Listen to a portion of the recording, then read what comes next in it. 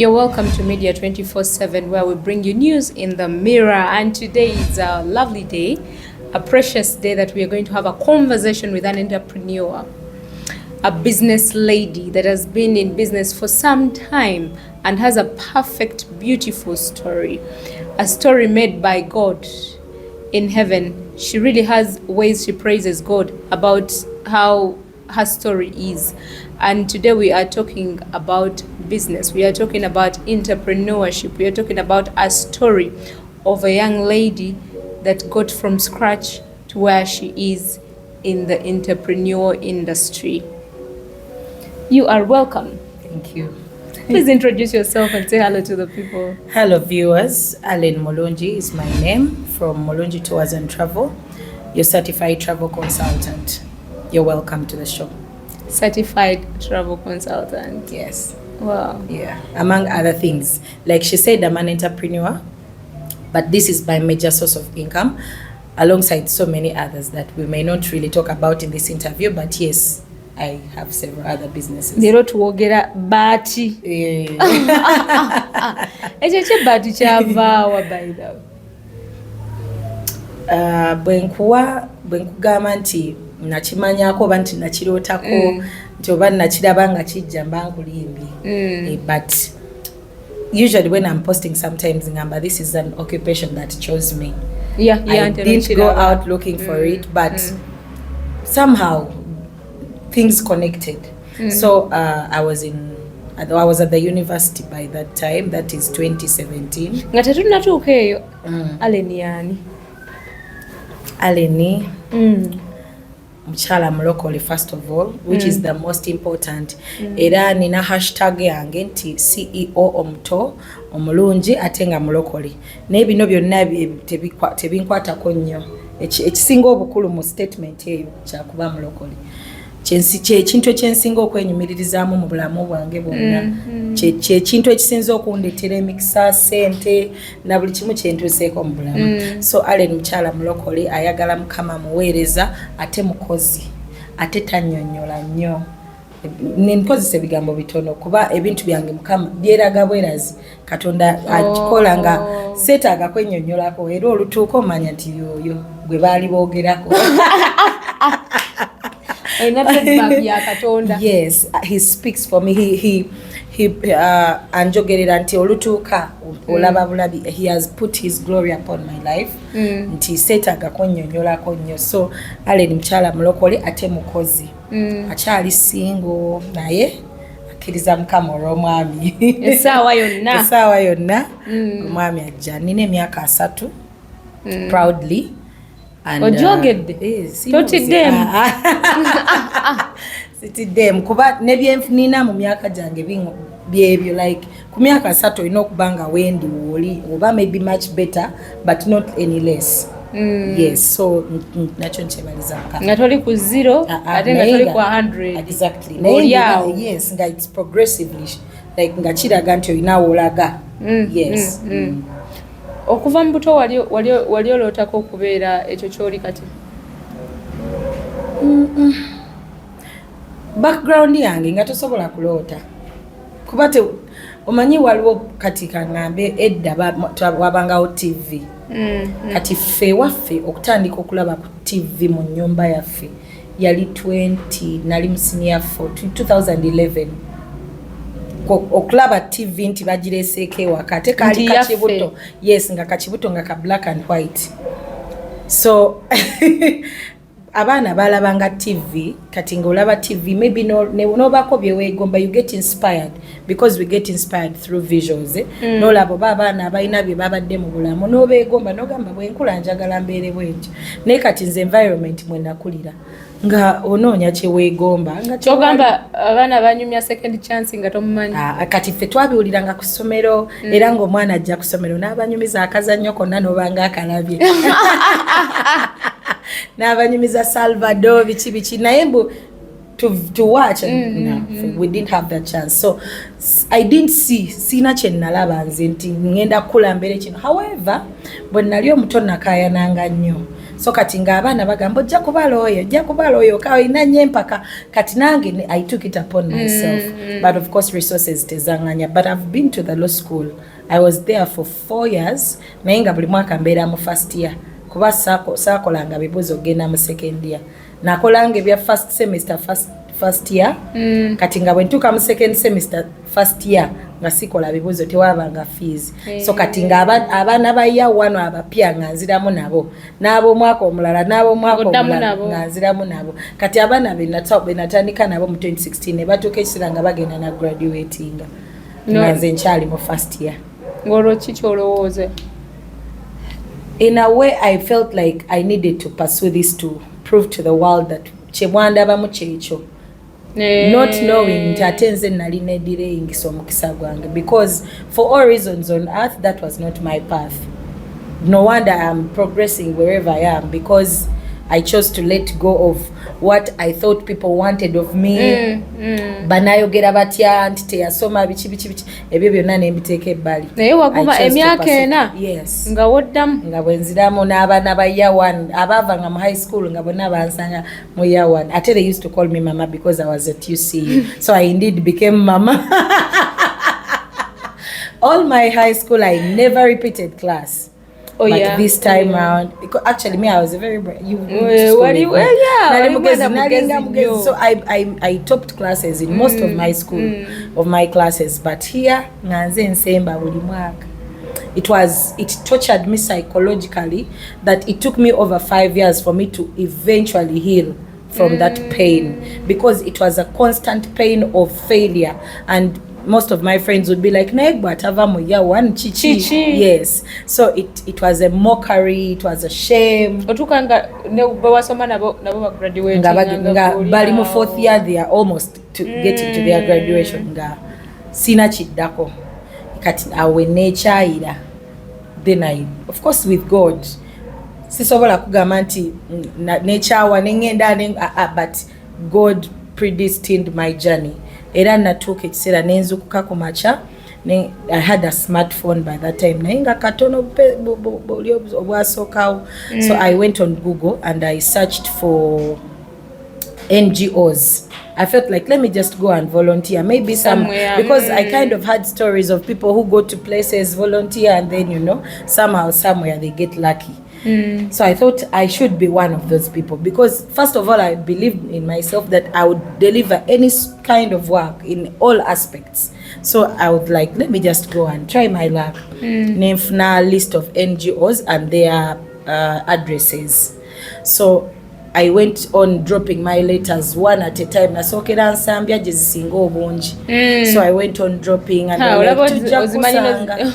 like we shall call you, we shall get back to you, we shall leave it there. So that day one was done.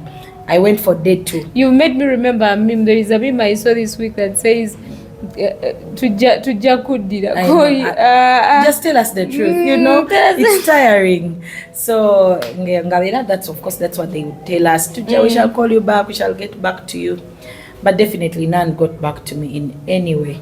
However, where my lucky chance was, I know this was God. Like there was no coincidence, there was no nothing. So I walked to Kampala because now I used to walk from Deje to Zambia for 2 days. Yes, so I would walk and come and drop these letters.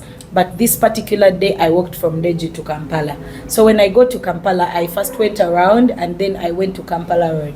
There was an office at Ambassador House. According to the map I had, it was supposed to be an NGO. And I had gone to drop my letter there. Now getting there, I don't know how things really worked, but I found a tours and travel agency there. And they told me that before they came, there used to be the NGO. The NGO used to be there, and it had left 7 years ago. So then another company actually came and took over from the NGO, and then after some time, the tours and travel came there. So I got there, and I was looking so shabby, really. I was smelly, I was sweaty, my clothes were torn. Given my background, I was looking very unpleasant, but I was very aggressive, because first of all, me from the very beginning, my appearance never meant anything to me.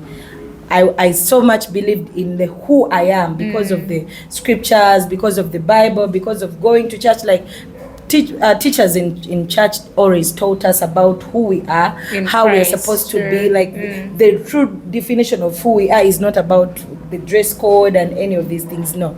So because of that, I always had a lot of confidence in who I was. So I went into this office and then asked them if the NGO was around. They said it wasn't. Of course, I asked them, can you grant me a job here? I can do whatever you think you have, and like I can do. So there was a lady, apparently there were two, the mother and the daughter. So the daughter is the one who received me. She wasn't very pleased with me, so she was kind of pushing me away, politely though, but the mother overheard our conversation. And I think because of my aggressiveness, she thought she would have a small conversation with you. So she offered me a chance to come back the following day. I definitely did. She called, not like she asked me to go and come back, but she told me to leave my whatever it was, and then she would call me. So I thought it would be the same story. The next day when I was coming back, she called. I received a call from the Were you coming back to the very place? Or no, you were I was just coming back just to randomly walk around and look for a job. So this is where she calls me again. I mean, this is where I receive a call from that particular agency. Hey, here, can you come? I'm like, yes, I can. So I ran all the way. I was at Wasafi at the moment I got the phone call. I was in a taxi that day. So I got off from the taxi and ran up to Kampala Road. And then she received me, and the rest is history, I guess. Well, she received me, and then we spoke, and she asked me to do sales because of my aggressiveness. Yes. And with this, I actually urge everybody, find your strength. It's a matter of finding your strength somewhere. I know I have a person who is very good at speaking. Like they are very articulate. You see, some of us speak in a way of we are not sure of the next word, but this person speaks as if he has lyrics in his hand, very calmly. Thank you. And he doesn't flowing. Go like he's that kind of person. So I love people who know that, and he knows that's his strength. So the moment you realize where your strength falls, you just go for that. Yeah, so you begin doing sales now. Yeah, I begin doing sales now. I really didn't know. I didn't know what to do because I had never been out of the country. I had no idea what tours and travel meant. I had no idea that it actually takes one to get on a plane to go to another place. All along I thought you would just like maybe take a taxi or maybe by ferry or something. So it is in this position, in this place, that I learned that, okay, there are planes to different destinations. There is other currency other than Ugandan shillings. There are people who speak other languages other than English, French and Swahili. You know, like all these things I get to learn from the job. So I worked with them for 8 months because as I speak about that was around October 2018.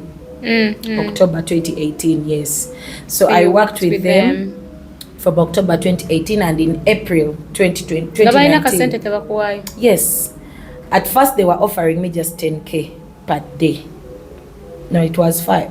Okay, it was 10 altogether because the 5 was meals and then the 5 was transport. Yes. But they would give me 5 in cash as transport and then the meals. So I did the sales and I did very well, to the extent that the company shifted from the small space I found them to a bigger position, to a bigger office. And we had, because by the time I went to that office, we only had a small space with partitions. Now we shifted to a bigger place where we almost took over the whole floor. And each one of us almost had their own office. So I was... How were you doing these sales? I was when moving. We hear sales, eh? Yeah, you wonder how. Kati, before I got to that, nali mutembeeyi. Yeah, I know. Omulimu gwe sikoze teguliyo. Njulako kola poliisi. But obutembeeyi wajja mu vac ya senior 6. They used to plastic. Olaba bana abaana abatambula. Era bw'oba olaba vidiyo eno ng'oli eyo otambuza plastic amukwano nange nali eyo. But if you can make sales of that, please go ahead, yes. Bateekangawo ebipande nga bataddeko waitresses, secretary, what, office bikoze bitya. Jobs available. Ne bateekako ennamba nga tukuba. Little did I know nti batutwala kutembeera. In this country. So I get there with other people. Kuba twali bangi. Ne batutwala mu interview manya merchandise. Ne batuwa ebintu as an interview nga batugamba bw'ogenda n'otunda. They gave us a target of a particular amount that we had to make. Tibokola that amount. Then they elevate you to maybe nga gotula no receiving a sente or store manager or something like that. Excuse me. So my target, all of us, our target was to really make the sales so that we can be elevated to another level. Nga tutembe ya mukwano. Now let me give you a small story on that. In my high school, I was a head girl. Oh yes. Katinga sigambo ako. I was in the air, like exactly.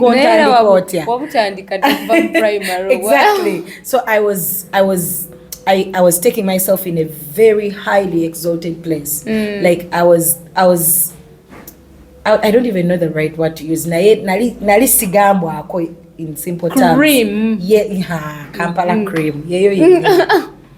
So, being the head girl, almost everyone looked up to me in a way. And then I come up with very good grades because 19 points is a senior 6 umwaka gwafe. 20 points. So 19 out of 20. Yeah. Wow. Of course, the whole village celebrated me. We were all happy about the whole story. And now time comes and I need a job. Of course, now at that time, the school offered me to go back and teach. I needed a lot of money and they were only giving me, I think, 150. I think anazote zijamo budde. Yes. Ningamba tegugwa. Kati kwe kugenda ate nonye omulimu omulala kwe kulaba ebyo bya secretary. So kati in the process of kutambuza ngamba kangende tule mu office ngangwa ku baana abenalinga neragiramu kati ettakalimire. I think that was the most embarrassing moment of my life. Wow. That has been one of the most embarrassing moments. Like, oh my God, I don't even know how to explain it, but I felt so embarrassed and totally like a failure. Kati ekyo ne kimpa zeal to make sure that I'm going to work, get out of that and get on top of where I must be. Wachivaamu olwo oba walemerako? That day, no, I didn't have a choice. I naguswala nenekaza nentunda ate no bagula. They bought because bangulako plates, yes. Bangulako bambi nentunda ne. I continued. So out of the butembe, little did I know nti Katonda yali anjigiriza door-to-door marketing. There is something my pastor keeps telling us at church, nti nothing just happens. Nti wakedde ku machane weko nakagere mboke konye bwekonye. No, it is in the spiritual realm first, then it appears physically. Yeah. So while God is training us, he takes us through certain things. Newebuza naye kati wano ntuuseewo ntya. Kumbe Katonda akutraininga for something bigger and better. So while I was doing the kutembeya thing, I didn't know what would be of me ahead of my life. Kati ntuuka bampa omulimu gwa sales. Kati olaba natembeyanga plastic. The same way I did in Gaura, I moved door to door. Natambula offices ekibuga wano.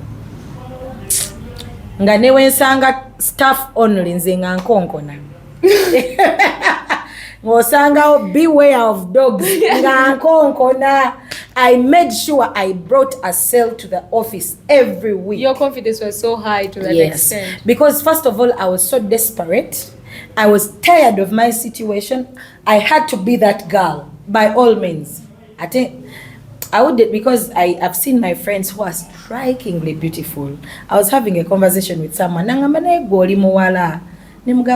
Some of us, we are bawala, but we look like men. Oh yeah, we also like men. You know, right? No man is going to give you 1 shilling. Me, at this age, 30 years old, I have never sat on a table where I'm not the one who has paid. Table, meal is served, and I'm not the one who paid. I've not been that lucky yet. Abavubuka. Stingy Men's Association. But I worked my way out. I worked my way out. So I would go to these places and make sure I bring a sale home. Nothing mattered. I didn't want to explain anything to my boss. Mama kugamba chewaka. She didn't have a say really. First of all, at the moment when I got that job, I was able to get some money. We were renting some house. Nga kazigo kabi atenga kaliko kuo. Nga oswala kumacha n'ekiro. Nga ogenda ne weeraga mu kkubo. N'okkirira waka kazigo kamaako okukubo nga kabi. Nga temulina na mifaliso kwe mwebaka. It was a terrible life. Nga tusulamu abawala bataano mu karoom kamu. Katono, a very small piece of room. Nayenga, the only bed we had was my mother's. Then us nga tulina omufaliso nga gwakutukamo bisatu. Kati nga tugugatta ekirongo gugatta ne bed ne mwebaka. Nga twebikana gundi ya mama. Nyumba yo nali njimanyi. So you would use that kade tukanganiza blanket temuzina. Then there were those ugly blankets. Obwa doublinga busiwa n'okusiiwa. Obwo bakozesa na kuzinonga ebisimu. Thank you. Nanyumizanga. Obani yakatutonera n'akatuwa nga orofe tulina duve. So we use that for some time. Yes, katusiiwanga naye kati nga mama atuteramu gomesie matubika nemwebaka kati ate by God's grace twalinga tulabika bulungi fe by all means nga tulabika bulungi munange ngoba twali banene era still ng'omubiri gwo nga lwe mufunye emmere mulya naye twali akalo me not so much kuba saabeeranga nnyo waka natambulanga nga njiriba so kati nga you can get lucky n'ogulayo ekikomando nali ekikomando kyantuuka wano era nze okulaba boyfriend ng'agula ekikomando that's a turn off. You can't. Ogula otya ekikomando. That like we are past that life. Abulechi. Buy maybe a pizza or life changes. Exactly. You keep elevating. You can't take me back. Nze nina ebintu byesikola saawa zino. Unless otherwise. But they are just oyoyeza. Yeah. Nayo asimanya kumanya. Waliwo ebintu nga navaawo bulungi. Kati bansange nga ntudde ku boda n'omusajja. Mbu boyfriend tutudde ku boda. Mutudde babiri. Muli mulavu. Awo mukama yanzijjawo. Tutudde mu taxi tulaga wayi ekitutuuza mu taxi. Mutambudde. Nga kuli waliwo Uber. Mutambudde. Awo mukama yanzijjawo era mwebaza. Because I've suffered all that. Nze ntuddeko mu taxi ne sisasula. Ne bankuba. Naye otambula n'okoowa. How did you survive that? Nzoka ombulire taxi wagiyigira otya? Of course taxi ogiyimiriza. Kati that day natambula n'enkoowa. Engamba ekijja. Wagiyingira omanyi toyina? Nga sirina. Naye nga ntambudde n'enkoowa. Ne njiyimirizaawo ku Shero Cars. Ne tutuuka endejje. Ne nvaamu ne nziruka emisinde kondakita n'agamba gwe nakulinda dda kuba nali nkikola nnyo. Nga yaninda dda yangoba emisinde. Paka waka. I tell you, waka was just next to me. Yeah. So he chased me and beat me properly. And then he went back to the taxi. So I've gone through all that. Now you can't take me back to that. You can't. Either is there anybody that wants to sabotage my business or my success, you're my greatest enemy. Because I've worked for this. I've earned this. I've not stolen. I have earned this. So, yeah. tosobola kunzizaayo saaga abasajja baavu naye mulindeeko nye baavu bannammwe mubone mwenna bwe munaagaggawala tunakwatagana tunesanga ku kisaawe toli ku bwangu siri ku bwangu sirina pressure kuba ate ndaba n'abaliyo emiggo. I'm hearing Chosen Becky's story, so it's all a mess. So really, yeah. Kojiro obeeraawo olinda mugagga munno tugaggawale nkaabe mugambe bebi nze nnyiize enjoya nnyonyi. If all wishes were wishes, I know. Mukankabire bulambo jini wano. You know? Yeah, but actually, that for me, that's a true story for me. I would rather cry in a Lamborghini than laugh on a bicycle. What laughter is on a bicycle? In quotes, but what laughter is in poverty, really? I know, but even when you think about the bike, obogenda kugwa osekachi bicycle. Get past a jingle. When you is osekachi gwe. Tolina sente. So yeah, munange ninkola. Olochakola sales ezo. Yes, ninkola sales ne, and I did well. I rate myself the best performer during that season. I don't think they've gotten any other person like me, as even today. They must be eventually, yes. Yeah, but of course I was in her class. She was in a different level. But right now, not to brag, but I'm not sure if she's either in the same class but I don't know, but whatever. Something happened. Yes, a lot of things happened. Yes. So nenvayo nenfune walala. This time round nafuna mugagga nantekamu sente. Mugagga n'agamba bangambye you have the knowledge atenze sente nzina sina wa kuzinvestinga. Mugagga oyo yali talina byanoonya. Fortunately, no. He's the first mugagga I've seen who has no interest in sleeping around with whoever they are working with. But he had a lot of girls. But not you. Yes, first of all, I was not his test because I was not yet there. But at least I was on the way. I was on the way. So ngantandise okulabikako bulungi nyambala engoye zitegerekeka, but still I was not his level. He was into these girls those abasigenjala, you know, heya ebyo abo bwe batyo. Class, you know. So I was definitely not his class, but we had a very good work relationship until we fell out. For him, nakumukolera from April, May, June, July, and August for 5 months.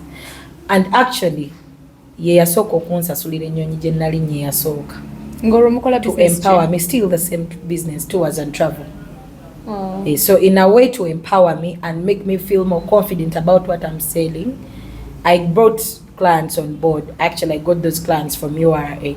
Nabagwamu bugi, I was at a party, neighbor MC n'agamba buuza ku muliraanwa awo kati gwe nali naye nemubuuza nemubuulizaako ddala nemubulira byenkola biki n'agamba oh by the way tulina trip gye tutegeka ku URA. He was working with URA, but if you can't come to office tomorrow oyogeremu n'abaana bano bayinza okutumye westukidde nakeerayo ku makya 10 nga natuuse dda office zigenda okugula batuuka okumpa audience ku ssaawa 4 nakoze the rehearsal of how I'm going to speak to them.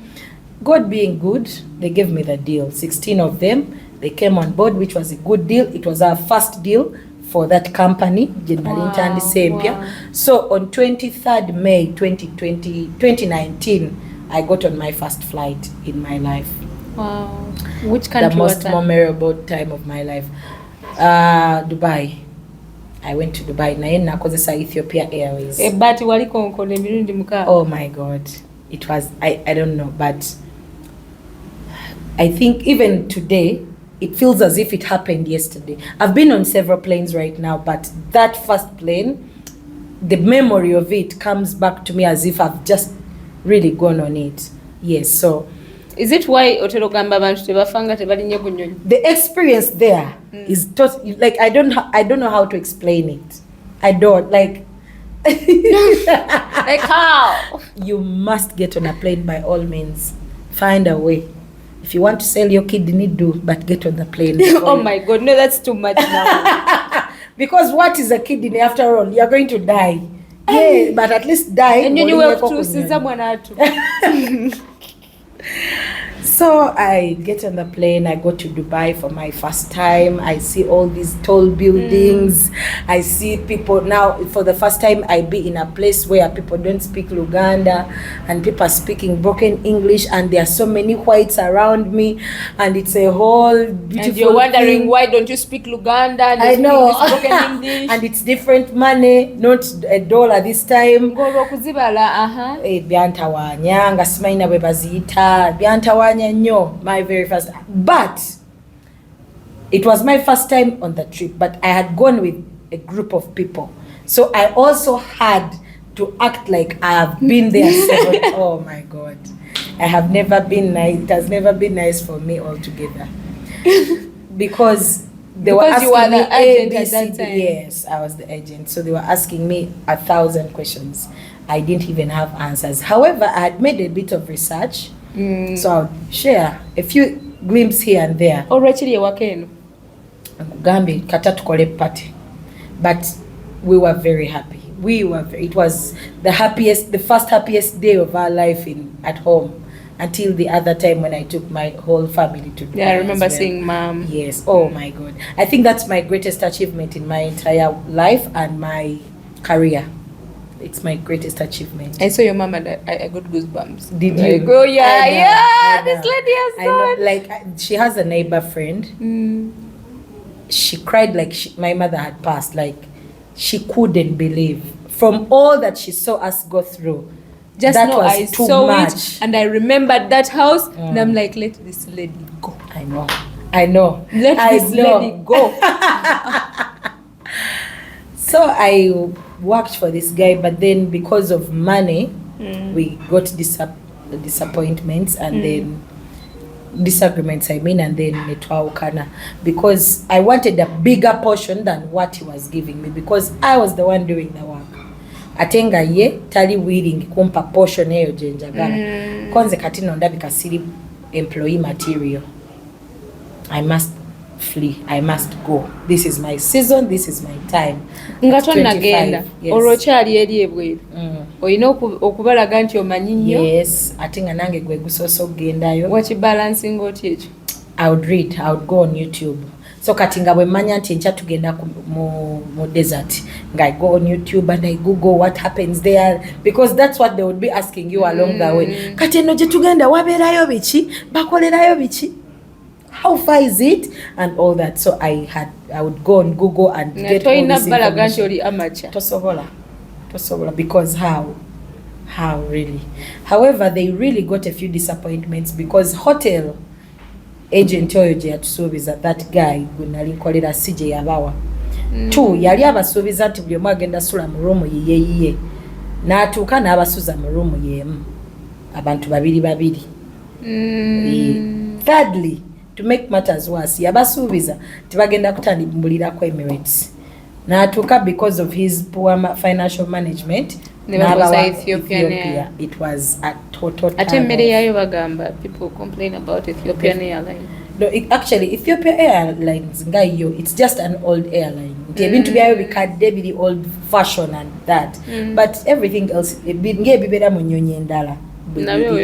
Rakubanti ngabona atula mu wishi zaka naye bw'otula mu Mercedes Benz naye mwenna we musimbula nti tuva Kampala tugenda Masaka mwenna mutuuka. Exactly. So that's the same thing. Yes. So netuvayo ku trip netukomawo netulema okwatagana ne mukama wange because of all those disappointments. Kumbe Katonda era traininga, because that was a training ground as well. Nga njiga nti okay, ba client kyobasuubiza olina ki offeringa, because bali bagenda kunzitirayo. Because I was the one representing the other guy. I was the one on ground. I'm the one who pitched the business.